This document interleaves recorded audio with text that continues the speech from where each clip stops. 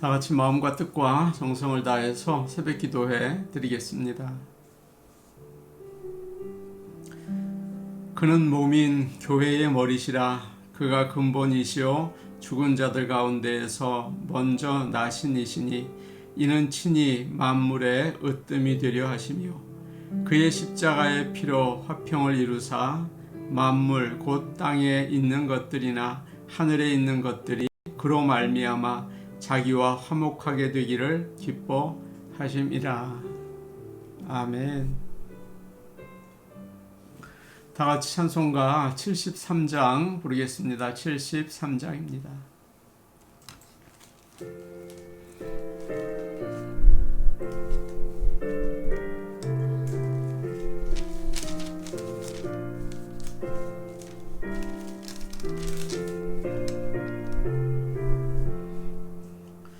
내 눈을 들어 두루 살피니 사나이라.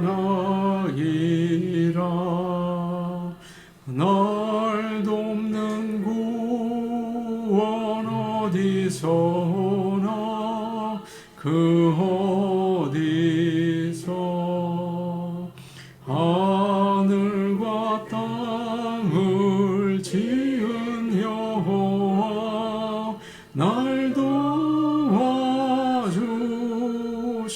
확실하도다. 주께서 나의 가는 곳마다 지키시며 졸지도 않고 깨어 계셔서 늘 지키네. 이스라엘을 지키시느니 쉬지도 않고 살펴주시네. 여호와 나의 보호자시니 늘 지키며 오른팔 들어 보호하시고 그늘 되네. 낮에는 해가 상치 못하며 또 밤에 달이 해치 못하네. 여호와 나의 영혼 지키사 돌보시며 내 모든 죄를 사해 주시고 늘 지키네. 이제로부터 영원 무궁히 주 너의 출입 지켜주시리. 아멘.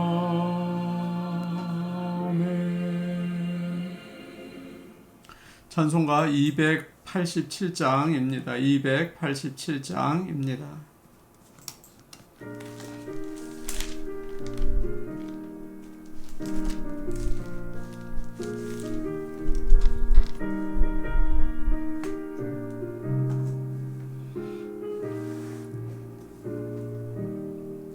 예수 앞에 나오면 죄사함 받으며 주의 품에 안기어 편히 쉬리라.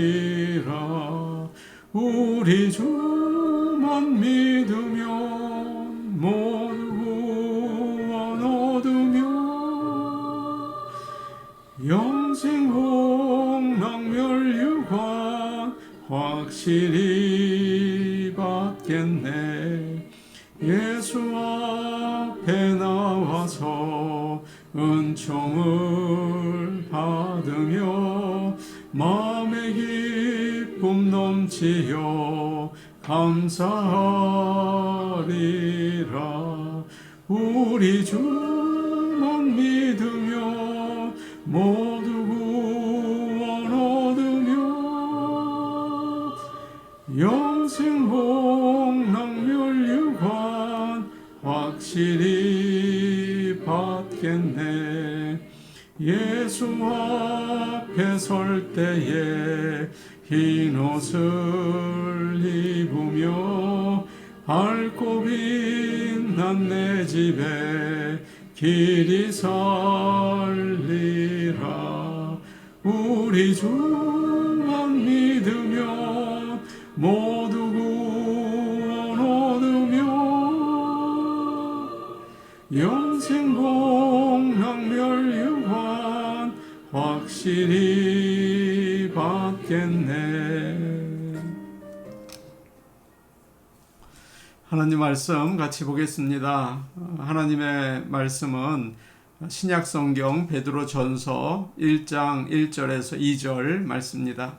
베드로전서 1장 1절에서 2절 말씀입니다.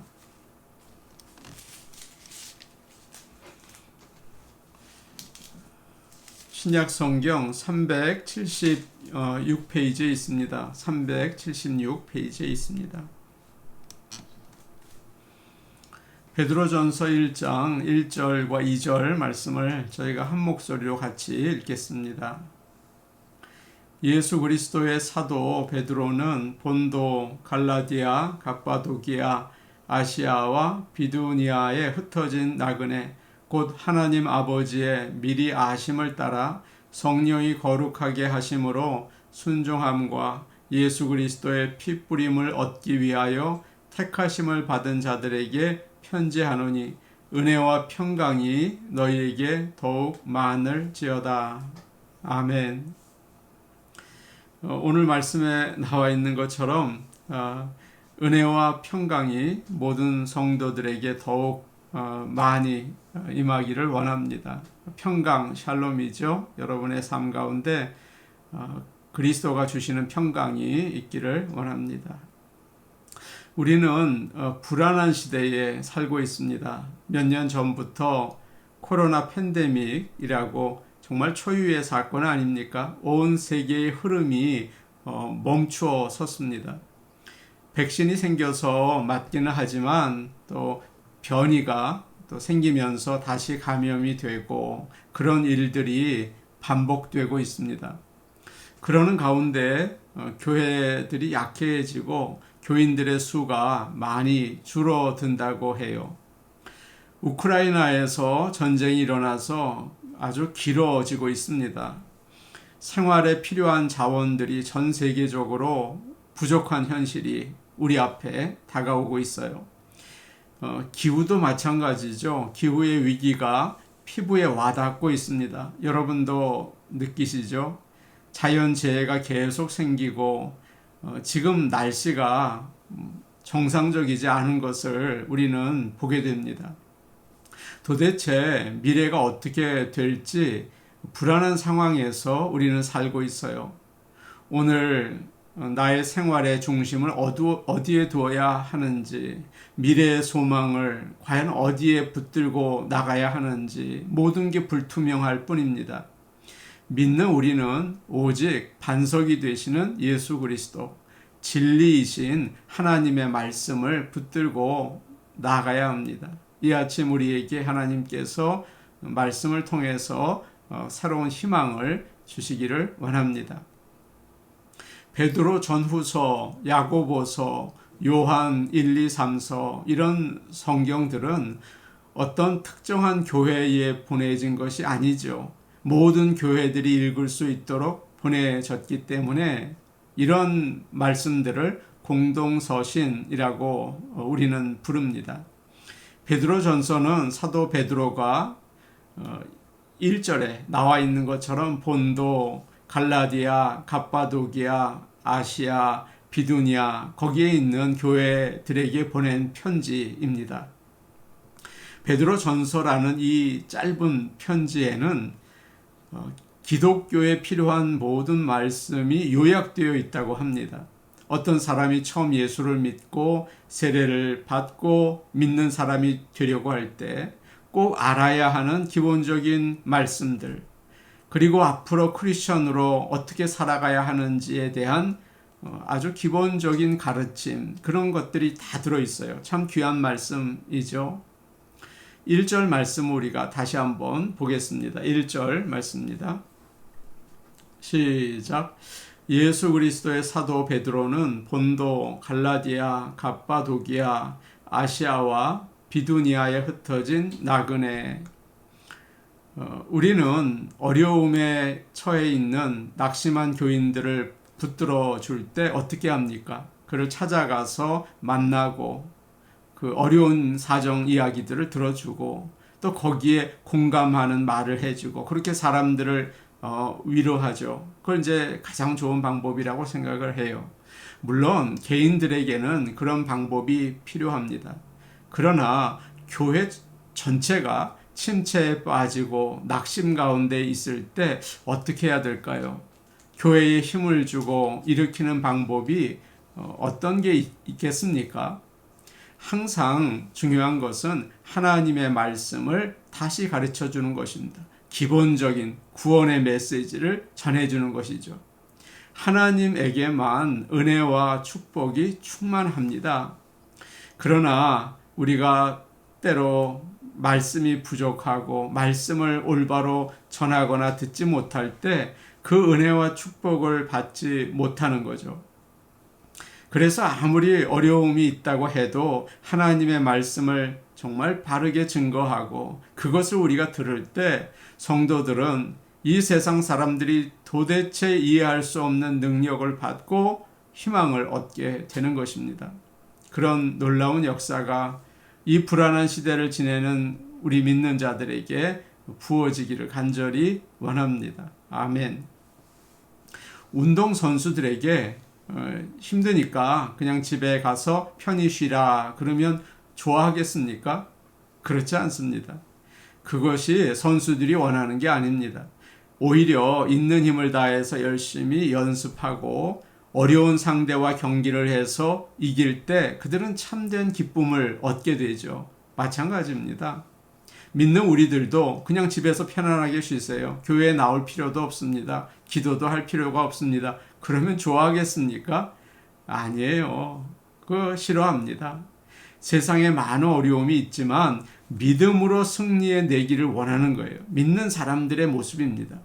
그러려면 무엇이 필요할까요? 하나님의 말씀이 꼭 필요합니다. 하나님의 말씀은 우리의 믿음을 더욱 강하게 해주죠. 우리가 하나님의 말씀을 붙들 때 성령의 바람이 부는 것입니다. 그 말씀이 정말 능력 있게 선포될 때 성령의 바람이 일어나는 것입니다. 이것을 믿는 자들이 정말 승리하는 비결이라고 오늘 우리에게 알려주고 있습니다. 축복받는 비결이기도 하죠. 본도, 갑바도기아, 갈라디아, 아시아, 비두니아는 모두 지금 터키 북쪽 지방입니다. 산이 많은 지역이에요. 바울이 주로 선교한 곳은 터키 남쪽 지역입니다. 그래서 1절에 나오는 갈라디아 이런 이름도 바울이 선교한 갈라디아는 남쪽에 있는 갈라디아고요. 여기 나와 있는 갈라디아는 북쪽 지역을 이야기하고 있죠. 사도 바울이 2차 선교 여행을 갈 때 북쪽으로 가고 싶었어요. 그런데 성령님께서 허락하지 않는 것입니다. 그래서 이제 드로아로 갔다가 배를 타고 유럽으로 가게 되죠. 지금 베드로도 마찬가지였습니다. 이곳에 있는 성도들에게 편지를 쓰고 있기는 하지만 거기에 간 것 같지는 않습니다. 오순절 때 많은 유대인들이 예배를 드리기 위해서 예루살렘에 오지 않았습니까? 그때 베드로가 성령에 충만해서 하나님의 말씀을 전할 때 그때 예수를 믿은 사람들이 이곳으로 돌아가서 성령의 역사로 교회를 세우고 복음을 전한 게 아닌가 그렇게 추정해보죠.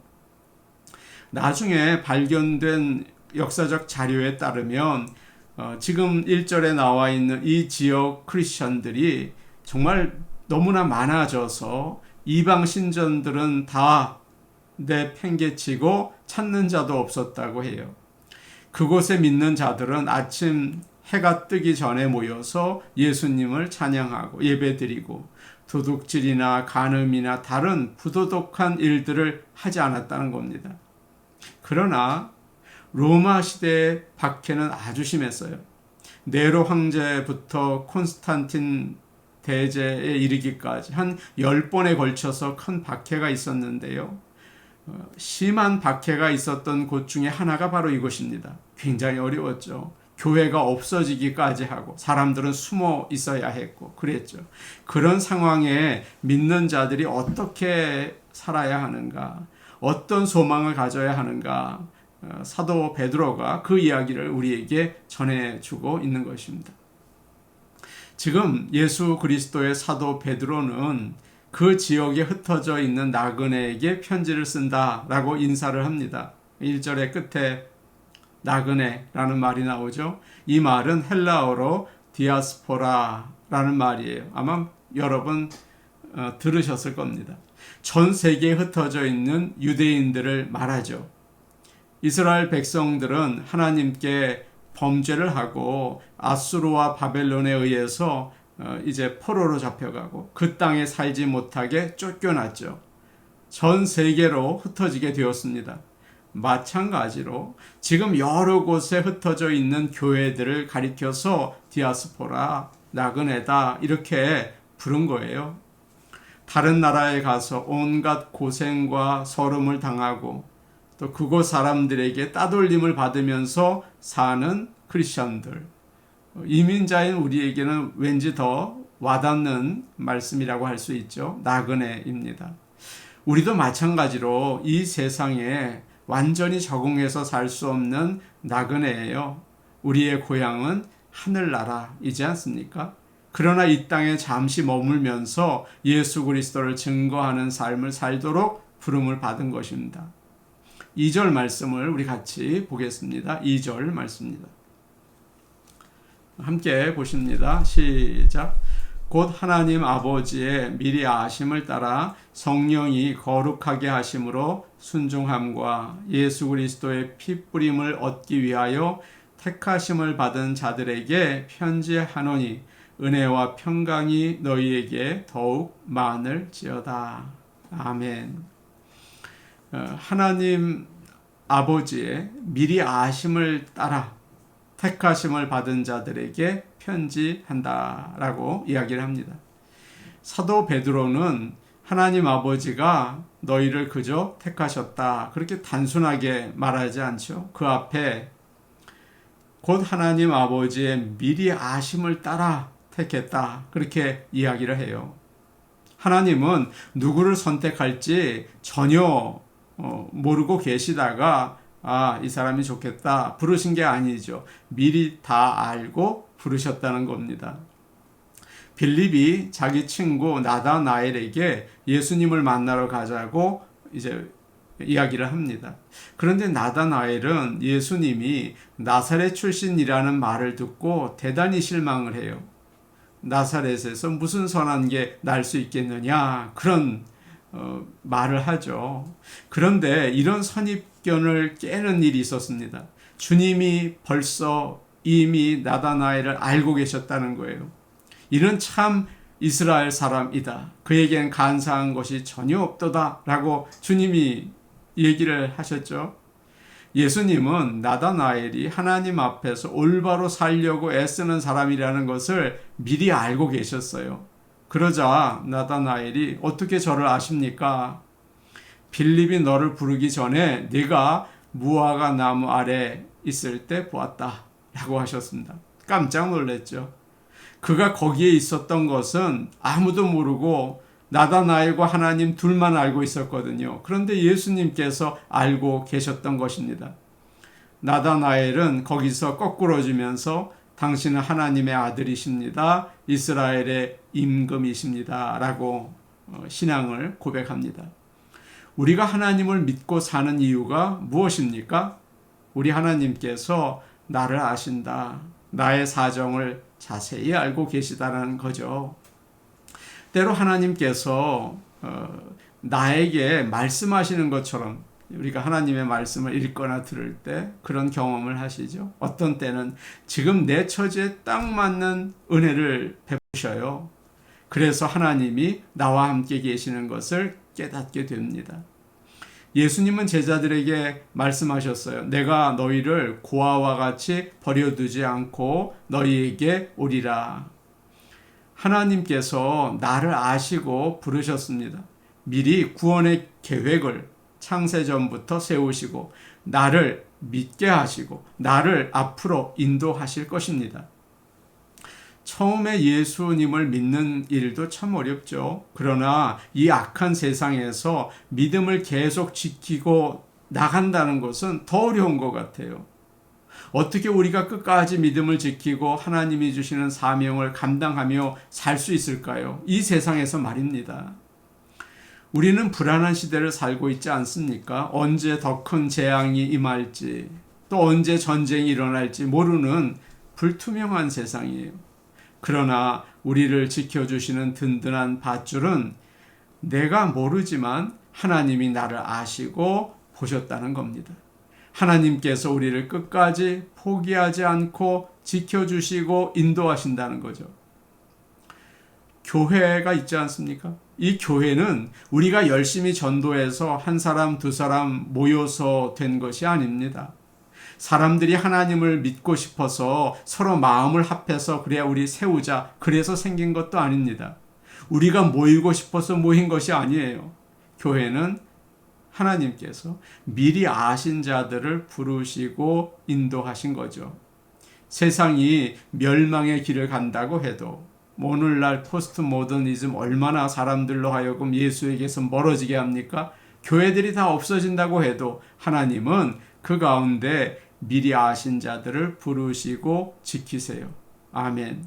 그렇기 때문에 구원은 나의 능력에 달려있는 게 아니라 하나님의 계획에 달려 있습니다. 얼마나 감사합니까? 얼마나 편한 마음이 될 수 있습니까? 우리가 낙심하지 말고 하나님을 찬송해야 합니다. 그리고 언제나 하나님만을 바라보며 평안의 마음으로 살아나가시기를 간절히 축복합니다. 아멘. 이제 우리 같이 기도하시겠습니다. 하나님이 미리 나를 아시고 불러주셨습니다. 나는 지금 하나님을 믿고 있습니다. 하나님께서 앞으로도 나를 인도해 주실 줄로 믿습니다. 세상이 다 사라진다고 해도 하나님은 나를 붙들어 주십니다. 이렇게 신앙을 고백하며 감사하는 아침이 되면 좋겠습니다. 성도들의 마음에 위로와 또 소망과 평안을 주시기 원합니다. 하루하루 하나님을 의지하며 기쁘게 살면 좋겠어요. 우리 성도들 염려하고 근심하고 또 우울해질 때가 있거든요. 그러나 하나님께서 기쁨과 평안을 주옵소서 이렇게 기도하시기 바랍니다. 수요 예배에 하나님께서 우리에게 예배자가 되고 싶어하는 열심을 주시고 사모하는 마음을 주셔서 많은 성도들 예배드리고 은혜 받게 하옵소서. 말씀을 전하는 부족한 종에게 성령의 충만함과 말씀의 지혜를 주옵소서. 우리 같이 기도하시겠습니다. 하나님 아버지, 우리가 하나님을 믿게 하시고 하나님 앞에 서게 하시니 감사합니다. 창세전부터 우리를 아시고 우리를 사랑하시고 우리에게 구원의 길을 예비해 주신 거 감사합니다. 그러기 때문에 앞으로도 하늘나라까지 우리를 붙드시고 어떤 환경 가운데에서도 구원해 주실 것을 알고 찬송과 영광을 올려드립니다. 낙심하지 말게 하시고 미리 아시는 하나님을 의지하게 하옵소서. 아버지 하나님, 우리 성도들을 위해 기도합니다. 마음의 기쁨과 또 위로와 평안을 주시옵소서. 세상을 바라보며 또 이 죄와 죽음을 바라보며 안타까워하고 우울해하며 낙심할 때가 있습니다. 그러나 십자가의 영광, 부활의 능력 성도들에게 허락하셔서 하루하루 기쁨으로 평강 가운데 살게 하옵소서. 수요 예배를 대할 때마다 하나님께서 우리에게 예배드리고 싶어하는 그런 간절한 기쁨을 주시기를 소원합니다. 성도들이 주님 앞에 나오게 하시고 그 예배의 시간이 기쁨과 은혜의 시간 될 수 있도록 주여 역사하옵소서. 예수님의 이름으로 기도하옵나이다. 아멘.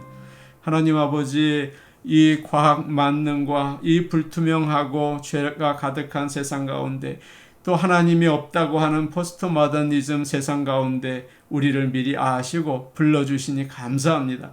하나님 아버지의 그 구원의 계획으로 인해서 우리는 기쁘고 우리는 평안하고 우리는 담대하게 됩니다. 앞으로도 인도해 주실 것을 믿고 주님 손을 의지하며 나가게 하여 주시옵소서. 낙심보다는 소망으로 주님 의지하는 하루 되기를 소원합니다. 예수님 이름으로 기도하옵나이다. 아멘.